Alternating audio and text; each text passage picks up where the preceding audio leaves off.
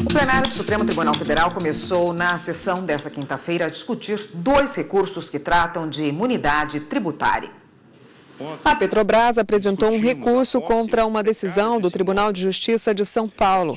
Segundo a decisão estadual, o município de Santos estaria autorizado a cobrar IPTU de um terreno arrendado pela Petrobras no Porto de Santos. Mas a defesa alegou que o terreno é da União e, portanto, teria imunidade tributária recíproca.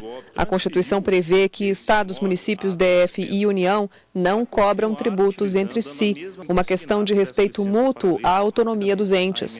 O relator, ministro Marco Aurélio, negou o recurso. Para ele, a cobrança do IPTU deve ser feita nesse caso. Reconhecer a imunidade recíproca significa verdadeira afronta ao princípio da livre concorrência, versado no artigo 170 da Constituição Federal, por estar se conferindo à pessoa jurídica de direito privado vantagem indevida não existente para os concorrentes. O Imposto Predial Territorial Urbano, IPTU, representa relevante custo operacional.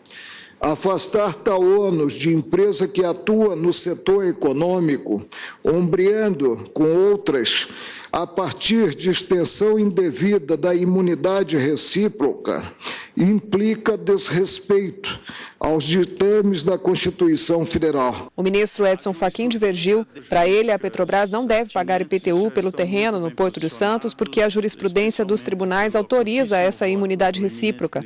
O ministro propôs uma tese. Sociedade de economia mista arrendatária de bem público federal não pode ser eleita por força de lei municipal para figurar como parte passiva de obrigação tributária referente ao IPTU. A discussão foi suspensa por um pedido de vista do ministro Luiz Roberto Barroso. Em outro julgamento iniciado pelos ministros, o plenário analisou um recurso de uma empresa contra uma decisão do TRF da 4ª Região. Após aderir ao Simples, essa empresa perdeu alguns incentivos fiscais que tinha como exportadora. O que estava em debate era saber se as micro e pequenas empresas que exportam seus produtos perdem a imunidade de tributos e contribuições por terem aderido ao regime simplificado. Pretende a empresa recorrente ver reconhecido o direito à imunidade sobre as receitas decorrentes de exportação, afastando a incidência dos seguintes tributos: COFINS, PIS, CSLL, que é a Contribuição Social sobre o Lucro Líquido, Contribuição Previdenciária Patronal e o IPI. E, ao mesmo tempo, beneficiar-se do regime do Simples. Isto é, pretende a empresa gozar de 2 benefícios fiscais de forma concomitante. O relator, ministro Marco Aurélio, votou pelo provimento do recurso apresentado pela empresa. Os institutos imunidade e simples são diversos, não se mesclam, não são passíveis de compensação. Seria dar com uma das mãos, tirar com a outra e tirar justamente o que é assegurado como garantia pelo texto constitucional. O ministro Edson Fachin votou pelo parcial provimento. O debate foi suspenso porque o ministro Luiz Fux pediu vista para analisar melhor a questão.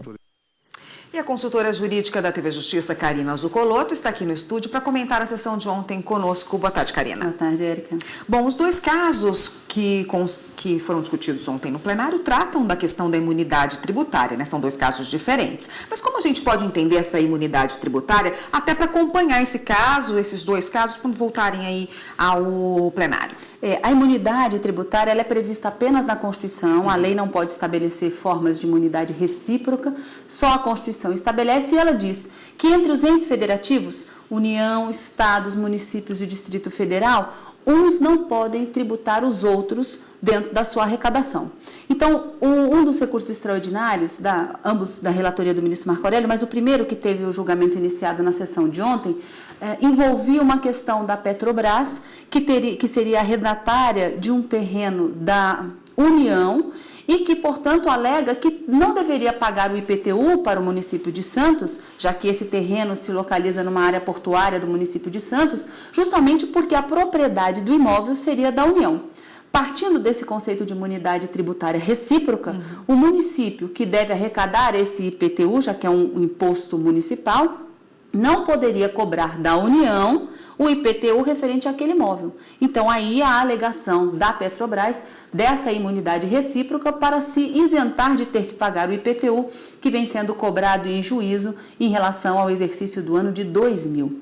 Nesse caso, o Tribunal de Justiça do Estado de São Paulo entendeu que, na verdade, a União teria transferido esse imóvel para a Companhia de Docas de São Paulo, a Codesp, uma sociedade de economia mista, e que, por ser uma sociedade de economia mista com atividade de exploração, né, uma atividade de exploração comercial, ela não teria esse benefício, esse privilégio fiscal que seria restrito apenas aos entes federativos.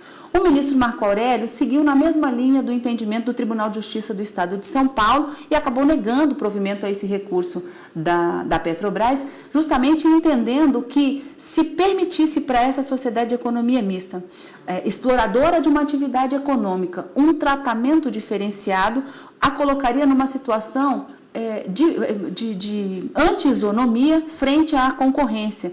Então, haveria uma violação do princípio da livre concorrência, dando esse tratamento diferenciado. Então, o ministro Marco Aurélio acaba seguindo o mesmo entendimento do Tribunal de Justiça para entender, nesse caso, que não haveria essa imunidade recíproca, portanto, devido o pagamento do IPTU. Mas, nesse caso, o julgamento acabou sendo suspenso, em razão de um pedido de vista do ministro Luiz Roberto Barroso. A questão deve retornar ao plenário em breve.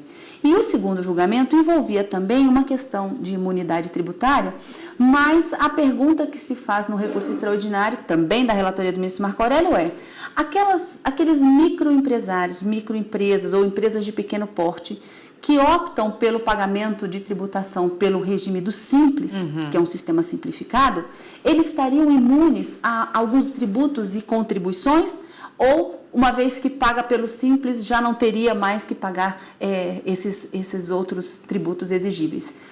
O Tribunal Regional Federal da 4ª Região entendeu que não haveria imunidade e que a empresa recorrente aqui, além de ser uma optante, apesar de ser uma optante de pagamento de tributos pelo Simples, deveria sim ter a obrigação tributária em relação a ISS, COFINS, PIS, CSLL e também o IPI.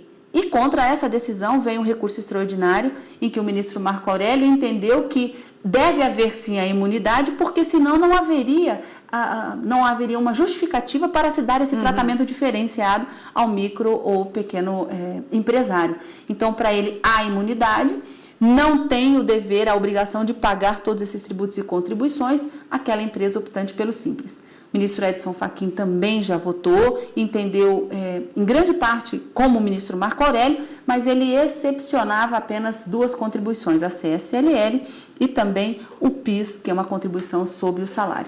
Nesse caso, o julgamento foi interrompido em razão de um pedido de vista do ministro Luiz Fux, e imunidade tributária deve ser um tema que retorna ao plenário dentro em breve. Vamos aguardar. Tá ótimo, Karina. Obrigada pela sua participação, pelos esclarecimentos por hoje. A gente volta a falar da sessão de plenário semana que vem. Combinado. Até lá. Obrigada.